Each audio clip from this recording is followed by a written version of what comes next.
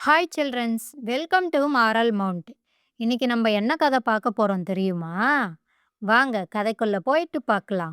அடைந்த காட்டுக்குள் சிங்கம், ஓநாய், நரி, காகம் என 4 பேரும் நல்ல நண்பர்களாக இருந்தாங்க. இதில் சிங்கம் மற்றும் தினமும் வேட்டையாட சென்றுவிடும். அது சாப்பிட்டு மீதி இருப்பதை தன் நண்பர்களுக்கு எடுத்துட்டு வரும். அந்த மிச்ச மீதிகளை 3 பேரும், அதாவது ஓநாய், நரி, காகம் 3 பேரும் பங்கிட்டு சாப்பிடுவாங்க. ஒரு நாள் காட்டுக்குள்ள ஓநாய், நரி, காகம் 3 பேரும் ஜாலியாக பேசிக்கிட்டு இருந்தாங்க. அப்படி பேசிக்கிட்டு இருக்கும்போது அந்த வழியாக ஒரு விலங்கு வந்துச்சு. அந்த விலங்கு பார்க்க புதுமையா இருந்துச்சு. இவங்க 3 பேருக்கும் ஒண்ணுமே புரியல. காகம் அந்த விலங்கிடம் சென்று, "விலங்கே, நீ யார்? நீ எப்படி இங்க வந்த? உன்ன போல ஒரு விலங்கு இதுவரைக்கும் நான் பார்த்ததே இல்ல" அப்படின்னு கேட்டுச்சு. அதற்கு அந்த விலங்கு சொல்லுச்சு, "என் பெயர் ஒட்டகம். நான் பாலைவனத்தில் வாழும் ஒரு விலங்கினம். நான் வழி தவறி இந்த காட்டுக்குள்ள வந்துட்டேன். என்னால உங்களுக்கு எந்த பிரச்சனையும் வராது" அப்படின்னு சொல்லுச்சு. உடனே ஓநாய், நரி, காகம் 3 பேரும் சேர்ந்து சிங்கத்துக்கிட்ட போனாங்க. சிங்கத்துக்கிட்ட போய், "அரசே, நம்ம காட்டுக்குள்ள ஒட்டகம் என்ற ஒரு புதிய விலங்கு வந்திருக்கு. அத பார்க்க எவ்வளோ உயரமா இருக்கு தெரியுமா? அது வெறும் புல்லையே சாப்பிடுமா. அத காண்டி நம்ம அடிச்சு சாப்பிட்டா எப்படி இருக்கும் தெரியுமா?" அப்படின்னு சொல்லிச்சு ஓநாய். நரி வாயில எச்சிலா ஒய்வுச்சு. உடனே நரி, "அரசே, கிளம்புங்க, போலாம் வாங்க, நம்ம போயிட்டு அதை அடிச்சு சாப்பிடலாம்" அப்படின்னு சொல்லுச்சு. சிங்கம் சொல்லுச்சு, "அத நம்ம அடிச்சு சாப்பிட்றது சரியில்லை. அது நம்ம காட்டுக்கு விருந்தாளியாக வந்திருக்கு.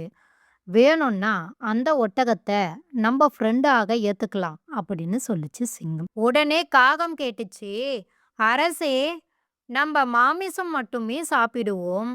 அந்த விலங்கோ தாவரம் மட்டுமே சாப்பிடும். அதுக்கும் நமக்கும் எப்படி அரசே செட் ஆகும்? அதெல்லாம் வேணாம், விட்டுடுங்க அரசே" அப்படின்னு சொல்லுச்சு காகம். சிங்கம் சொல்லுச்சு, "காகமே, மனம் இருந்தால் மார்க்கம் உண்டு. நீ போய் உடனே ஒட்டகத்தை கூட்டிட்டு வா, போ" அப்படின்னு அனுப்பி வைத்தது சிங்கம். காகம் உடனே ஒட்டகத்தை சிங்கத்தின் முன் நிறுத்தியது. ஒட்டகம் சிங்கத்தை பார்த்து பயந்தது. சிங்கம் சொல்லுச்சு, "ஒட்டகமே, நீ என்னை பார்த்து பயப்பட வேண்டிய அவசியமில்லை. நான் உன்னை எதையும் பண்ண மாட்டேன். இனிமே நீயும் எங்க கூட ஃப்ரெண்டாக இருக்கலாம்" அப்படின்னு சொல்லுச்சு சிங்கம். அதன் பின்னர் அந்த நட்பு கூட்டத்தில் ஒட்டகமும் சேர்ந்து கொண்டது. சில நாட்களிலேயே சிங்கம் நோயால் பாதிக்கப்பட்டது. வேட்டைக்கு செல்ல முடியவில்லை. பசியால் வாடியது. ஓநாய், நரி, காகம் பசியால் துடித்தன. சிங்கத்திடம் நரி சொன்னது, "அரசே, இந்த நேரத்தில் நாம் ஏன் ஒட்டகத்தை அடித்து சாப்பிடக்கூடாது?" என்றது நரி. சிங்கம் அதற்கு ஒத்துக்கொள்ளவில்லை. "அது நமது நண்பன். அவனை நாம் கொன்று தின்பது பாவம்" என்றது சிங்கம். காகம் கேட்டுச்சு, "அரசே, ஒருவேளை ஒட்டகமே முன்னாடி வந்து, 'உங்க பசிய தீர்த்துக்கோங்க அரசே' அப்படின்னு சொன்னா நீங்க என்ன பண்ணுவீங்க?" அப்படின்னு கேட்டுச்சு காகம். அதற்கு சிங்கம் சொல்லுச்சு, "அப்படி அது சொல்லுச்சனா, அப்ப பார்த்துக்கலாம்" அப்படின்னு சொல்லுச்சு சிங்கம். உடனே 3 பேரும் ஒட்டகத்தை போயிட்டு பார்த்தாங்க. அங்கு ஓநாய் சொல்லுச்சு, "ஒட்டகமே, சிங்கத்திற்கு உடம்பு சரியில்லை.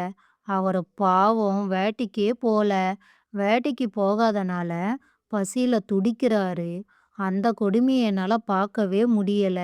எங்கள வேணா நீ உணவா சாப்பிடுங்க" அப்படின்னு சொன்னோம். ஆனா சிங்கராஜா கேட்கவே மாட்டேங்கிறாரு அப்படின்னு சொல்லுச்சு ஓநாய். நரி சொல்லுச்சு, "நண்பா, நீ ஒருவன்தான் பாக்கி. உன்னை சாப்பிட சொல்லி சிங்கத்திடம் சொல்லி பாரேன்" அப்படின்னு சொல்லுச்சு நரி. மறுநாள் ஒட்டகம் சிங்கத்தை போய் பார்த்தது. அங்கு சிங்கம், ஓநாய், நரி, காகம் என 4 பேரும் இருந்தாங்க. ஒட்டகம் சிங்கத்திடம் சொல்லுச்சு, "அரசே, பட்டினியால் வாட வேண்டாம். என்னை அடித்து நீங்கள் உங்கள் உணவாக சாப்பிடுங்க அப்படின்னு சொல்லுச்சு ஒட்டகம். அடுத்த நொடியே ஓநாயும் நரியும் ஒட்டகத்தின் மீது பாய்ந்து ஒட்டகத்தை கொன்று தன் பசிகளை போக்கிக் கொண்டன. பாத்தீங்களா குட்டீஸ், நல்லவரோட நட்பு கொள்ள வேண்டும். தீயோர் நட்பு ஒட்டகத்தின் உயிரை கொன்று தின்றுவிட்டது.